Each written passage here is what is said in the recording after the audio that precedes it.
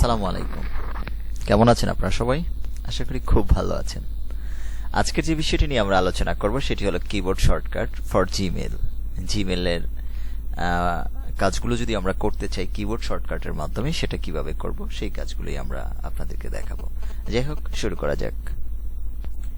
আমরা কাজ শুরু করার আগে আরেকটি কাজ আমাদের জানা খুবই জরুরি। আমরা একটি নোট দেখাচ্ছি আপনাদেরকে, নোটটি একটু আমরা পড়ে নিচ্ছি।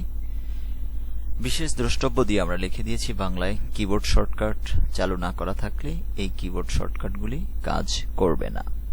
যাই হোক, আমরা ইংলিশও লিখে দিয়েছি যারা বাংলা না বোঝেন। This keyboard shortcut won't work unless keyboard shortcut are turned on। মানে কিবোর্ড শর্টকাট চালু না করা থাকলে এই কিবোর্ড শর্টকাটগুলি কাজ করবে না। যাই হোক, আমরা তাহলে এবার প্র্যাকটিক্যালি কাজ দেখি। তাহলে এই স্লাইডে আমরা লিখেছি turn on keyboard shortcuts. Keyboard shortcut যদি আমরা প্রথমে ওপেন করতে যাই তাহলে প্রথমেই আমাদের যেতে হবে কম্পিউটারের জিমেল অংশে, আমরা যেখান থেকে জিমেল ওপেন করি। আমি এখানে প্রথম 1 নাম্বার দিয়ে বলে দিয়েছি on a computer go to Gmail. তাহলে আমাদের প্রথমে জিমেলে যেতে হবে। আমরা জিমেলে যাচ্ছি, আমরা জিমেলে চলে আসলাম। তারপরে সেকেন্ড 2 আমাদের আরেকটা কথা বলা আছে, সেটি আমরা দেখে নেই কি কথা বলা আছে। 2 নাম্বার আমাদের বলা আছে উপরের ডান দিকে সেটিং এ ক্লিক করুন, সমস্ত সেটিং দেখুন।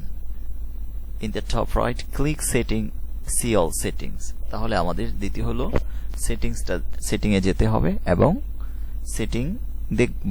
সেখানে গিয়ে আমরা সরাসরি প্র্যাকটিক্যাল দেখি। আমরা চলে আসলাম সরাসরি সেটিং এ সেই জায়গাটায় আমরা ক্লিক করব। ক্লিক করার পরে আমাদের এখানে লেখা আছে সি অল সেটিংস। আমরা যেই কথাটা একটু আগে আমরা দেখে আসছি, ঠিক সেখান থেকে আমরা শিখলাম যে সি অল সেটিংস এ যেতে হবে। ক্লিক করলাম সি অল সেটিংস এ। ওকে, আমরা 3 তাহলে দেখে ফেললাম। সরাসরি সেটিং ক্লিক করুন। 4 এ বলা আছে scroll down the keyboard shortcut section. বাংলায় বলতে গেলে আমরা বলবো কিবোর্ড শর্টকাট বিভাগে নিচে স্ক্রল করতে হবে। এটা আমরা করে ফেলেছি।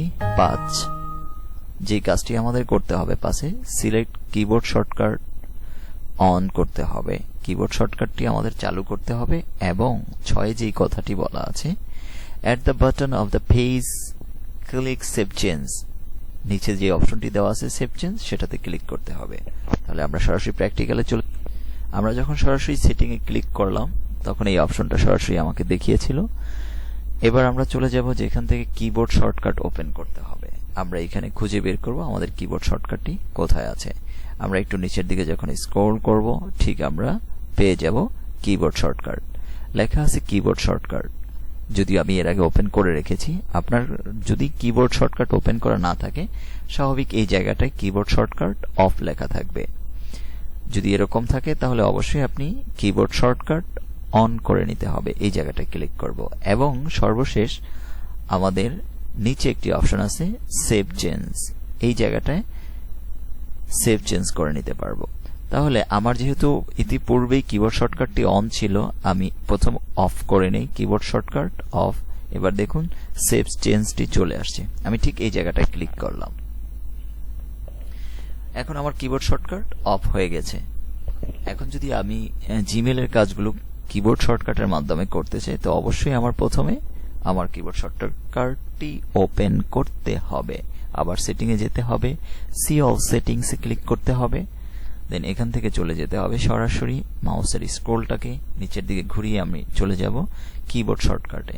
আমি মাউসের স্ক্রোল ঘোরাচ্ছি এবং এক পর্যায়ে আমরা কিবোর্ড শর্টকাট পেয়ে গেছি। ঠিক এই জায়গাটায় অফ করা আছে, আমি এই জায়গাটাকে অন করে নিতে হবে। Keyboard shortcut on. ঠিক একইভাবে মাউসের স্ক্রল ঘুরিয়ে একদম নিচে চলে যাব আমরা, যে জায়গায় লেখা আছে সেভ চেঞ্জ। এখানে ক্লিক করব এবং সাথে সাথে আমাদের এই অপশনটি সেভ হয়ে যাবে। আমাদের এটি সেভ হয়ে গেল। এবার আসি আমাদের প্র্যাকটিক্যালি কিবোর্ড শর্টকাটের কাজে।